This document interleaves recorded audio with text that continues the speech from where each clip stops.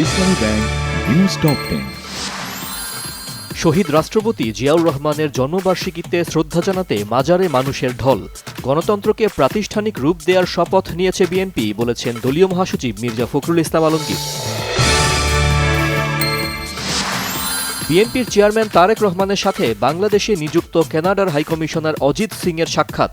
দুদেশের পারস্পরিক স্বার্থ সংশ্লিষ্ট বিষয় ও আসন্ন নির্বাচন সহ নানা বিষয়ে আলোচনা। আসন্ন ত্রয়োদশ জাতীয় সংসদ নির্বাচন উপলক্ষে নির্বাচনের দ্বিতীয় রোডম্যাপ প্রকাশ করেছে নির্বাচন কমিশন। 22 জানুয়ারি প্রকাশ করা হবে সকল ভোট কেন্দ্রের গেজেট। পোস্টাল ব্যালট পেপারে অনিয়মের অভিযোগ সহ 3 দফা দাবিতে দ্বিতীয় দিনের মতো ইসি ঘেরাও কর্মসূচি পালন করছে জাতীয়তাবাদী ছাত্রদল।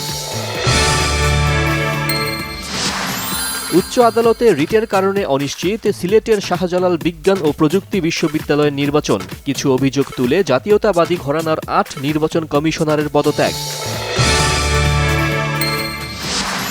গুম নির্যাতনের ঘটনায় শেখ হাসিনা সহ 13 জনের বিরুদ্ধে সাক্ষ্য গ্রহণ চলছে। গুমের শিকার হুম্মাম কাদের চৌধুরীর সাক্ষ্য প্রদান ট্রাইব্যুনাল 1-এ। সুতা আমদানির ওপর শুল্ক আরোপের সিদ্ধান্ত সম্পূর্ণ অযৌক্তিক ও আত্মঘাতী দাবি করে নতুন শুল্ক প্রত্যাহার চায় বিজিএমইএ ও বিকেএমইএ। চিন্ময় অনুসারীদের হামলায় চট্টগ্রামে আইনজীবী অ্যাডভোকেট সাইফুল ইসলাম আলিফ হত্যা মামলায় বিচারিক কার্যক্রম শুরুর আদেশ আদালতের।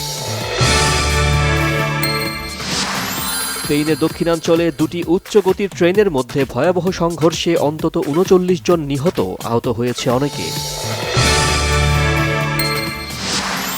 লা লিগা ফুটবলে রিয়াল সোসিয়েদাদের কাছে 2-1 গোলে হেরে জয় রথ থামল বার্সেলোনার।